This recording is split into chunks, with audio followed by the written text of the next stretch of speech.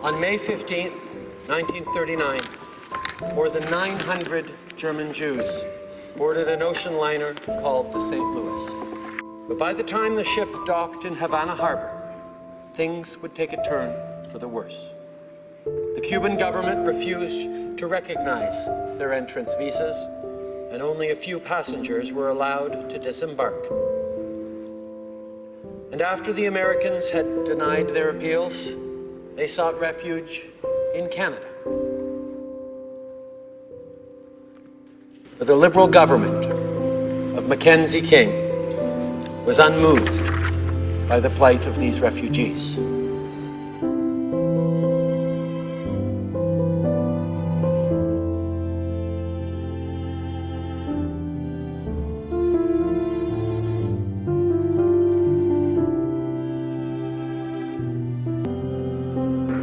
At the time, Canada was home to just 11 million people. Despite the desperate plea of the Canadian Jewish community, the government chose to turn its back on these innocent victims of Hitler's regime. Persecuted, robbed, jailed, and killed because of who they were.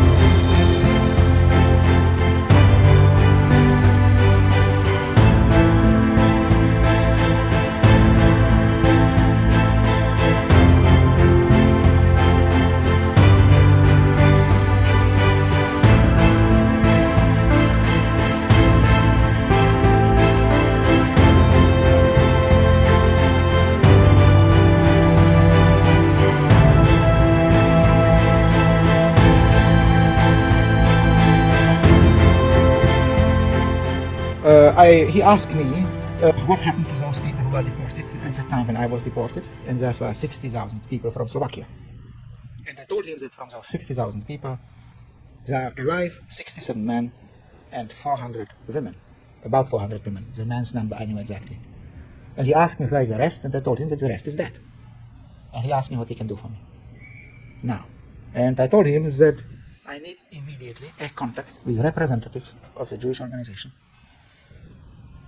And this was obvious for what. And he said that he can arrange that contact within 24 hours. And this man Steiner came and took us immediately to a house in which the Jewish, which belonged to the Jewish headquarters, to the so-called Council of Jews of Slovakia. And immediately there were present the head of that council, Dr. Oskar Neumann, Mr. Engineer Oskar Krasnianski, Mr. Steiner, and a number of other persons who were in the Jewish Council active. They came over from Bratislava on a telephone call. And so we met. Of course, they asked questions. And for them, the first thing was to establish our identity, and this was the first surprise for me. Because they immediately could produce my card with my photograph. In other words, they had a file of all Jews who were deported in 1942. Because they have organized those deportations. They had a book in which each person who was deported was recorded by the day on which he was deported, and in that book there was written who was deported with them, all members of the transport. And because they were the only ones who could, because once I have been labeled as a Jew in Slovakia, I had the right to deal with the Slovak authorities only through the Jewish Council services. Therefore, my personal documents were issued by the Jewish Council before I left or was taken against my goodwill to the deportation places in Poland or Upper Silesia. There was some talking, polite. What do have you got to say? And in rough words, we said something about gas chambers, gas, etc. Did they know? Well, they didn't say they know, and they didn't say they don't know. They listened to what I have said. What they knew, they didn't tell me. But from how they behave, I would say that they didn't know anything for sure. But this is probably true. That they didn't know for sure? Yes. You see, it is certainly true. Because what people don't want to know, they don't know. They organized the deportation of the Jewish community from Slovakia, which was 90,000 people, and they organized the deportation of 60,000. Thus, of the 60,000, 30,000 died in Auschwitz. And from that place, when I was talking to gentlemen, with those gentlemen, to Auschwitz, was a distance of 70 kilometers. And I could cover this distance without much trouble. Also, the whole German Reich was mobilized at that time to get hold of Wetzler and me with an international warrant. We still managed to make that trip from Auschwitz to Žilina. If they didn't know, well, it is obviously they didn't want to know. Because if I could make the trip from Auschwitz to Žilina, anybody could have made the same trip from Žilina to Auschwitz and look. Therefore, this question, what they knew and what they didn't know, I do not consider so important. Yes. The question is, what did they want to know? And we were told, if I remember well, that it is good for the veracity of the report that we do not prophesy the future, but say only what we know. The rest, Said this in proper words? I wouldn't guarantee that thus were their words, but this was the sense of it. In other words, that the authenticity of the report would be somehow weakened if we would speak about anything we don't know from first hand. In other words, we should limit ourselves to things which happened, not which will happen. We, of course, explained exactly that the machinery of murder in Auschwitz is based on the principle of no resistance and tricking of the victims into the gas chamber. And that we consider it as of utter importance. That the content of that report should be spread among this part of the Hungarian population, which is being immediately threatened by execution. This means the Hungarian Jews. And they explained us that Dr. Kastner is not just anybody, but he is one of the great Jewish leaders. But did you ask to meet him? What gave you the name? They said that this is not necessary for us. And they made it plentifully clear that our job has been done. And now what we have to do is to enjoy ourselves. We will be supplied with money, with nice clothes, and we should play the gentleman now. Because we had bad times. And we should now enjoy ourselves. We deserve it, they said. But It was very kind.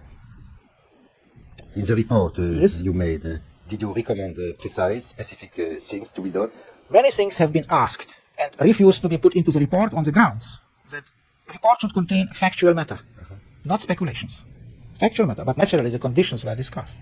We explained the principle that the machinery can work only if the victims believe that nothing is going to happen to them which is outside the international law.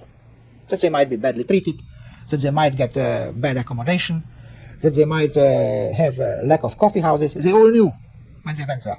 But that they were going to be gassed, or that their children are going to be gassed, or their mothers are going to be gassed, they did not suspect. Well, what happened afterwards, after they left you?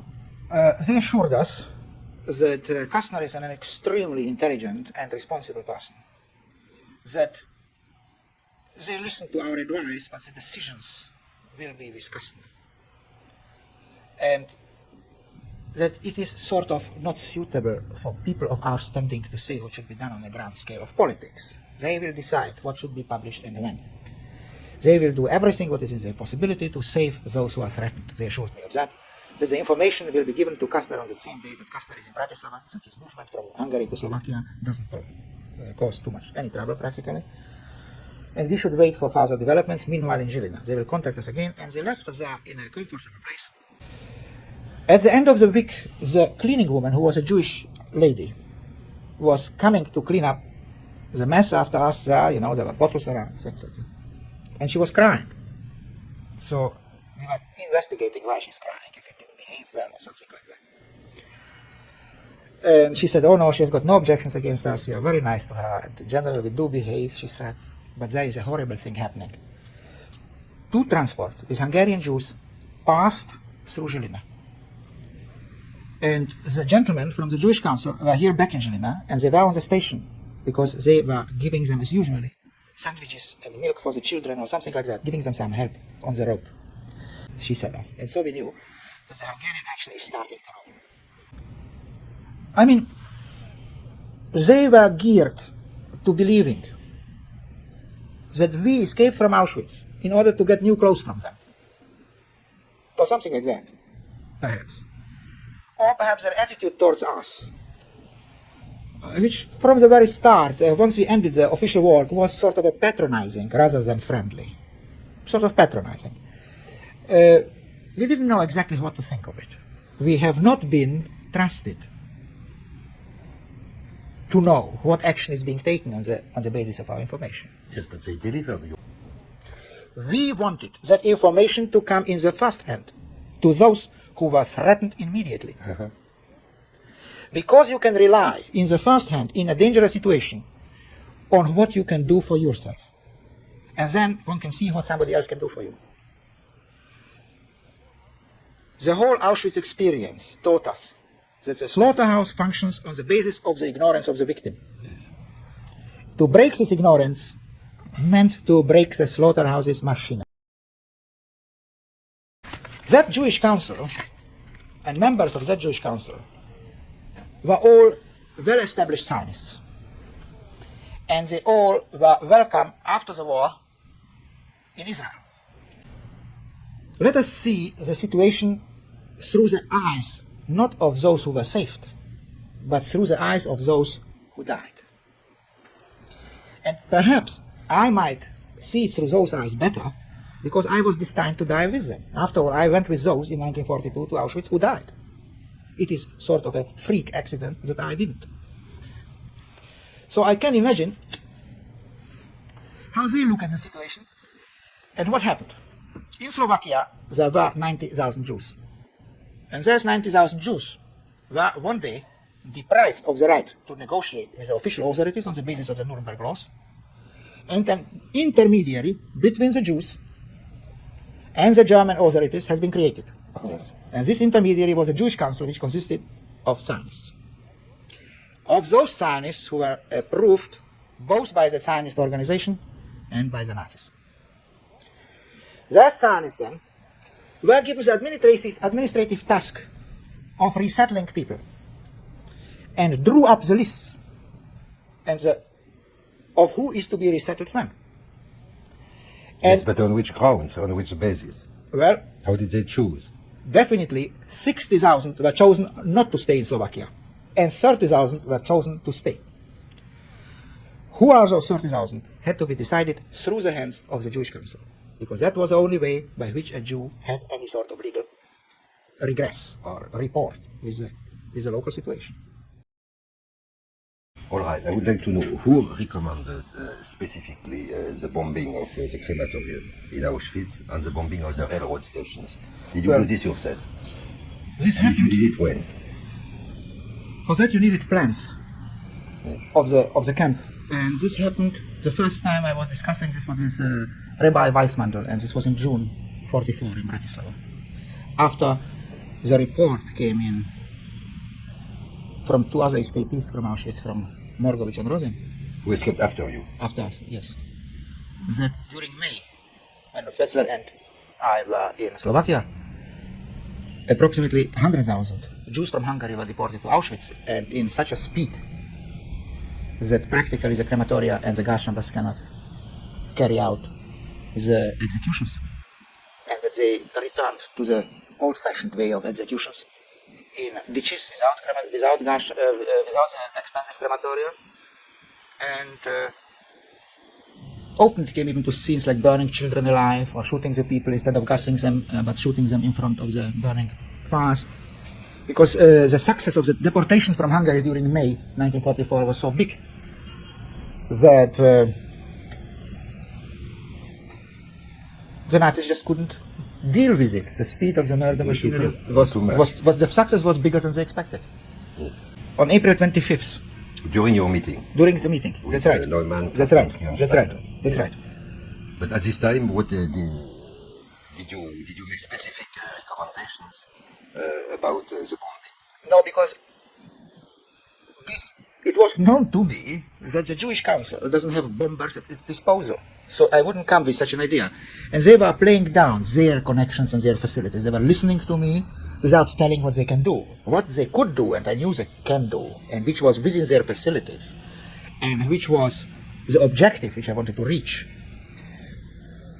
to pass on the information about the nature of Auschwitz to the part of the Hungarian population which is in immediate danger. This was clear to me that they have got this possibility, and that they can Jews do of that. Hungary. The Jews of Hungary, yes. Also, I explained to them that the fact that the Jews of Slovakia, from 90,000, 60,000 were deported in 1942, but in 1940s, there were originally 90,000 Jews. And those 30,000 Jews thought that the deportation is sort of a question of the past. That they will, That is, they are already protected for definitively. And I tried to explain them that nothing changed, only that the deportation in the interim time came from France, from Holland, from Belgium, from Greece. Now they are coming from Hungary. But there is no reason to believe that those 30,000 will be finally an exception. In other words, I wanted them to give the warning about the nature of Auschwitz and about the fate of the past deportations, about the fate of the people in the past transports, to pass on to that part of the population which is in danger. So we speak for them. So he treated us accordingly. And he asked us what can be done. So we went ahead to explain to him the principle. We explained to him that from all what we know and what we have seen, the principle consists in the ignorance of the people who are going to be slaughtered. That there's people board trains, that the trains are not being even guarded, that they come voluntarily to the trains. And those trains comes into Auschwitz, and once they are surrounded on the ramp, there is nothing can be done. So the only thing is that when they come to the ramp, then the only thing which they could do is to choose between being butchered on the spot or being driven into the gas chambers. That's the only thing which they have to choose at that moment. Right. Therefore, I explained to him the only thing to do is to explain them that they are not going into resettlement camps, that they should not board the trains, that they should not obey orders, they should run away wherever they can, they should be hunted down like deer, not slaughtered like pigs. did you agree with this? Yes. He did. Yes, he said. He understands that, you see, he didn't... And did you recommend other things? Yes, he asked me what else can be done. And this was the first time where I understood, or he gave me to understand, that he has connections going to abroad and that he can muster help from abroad to Auschwitz, say from the side of the Allies. He said, militarily, what can be done? Yes, specifically. Yes, strategic military. Now, when I heard that sort of questions, first, of course, I thought that it is obviously quite clear to him that the principle of breaking the secrecy of Auschwitz to the people at large is the main thing.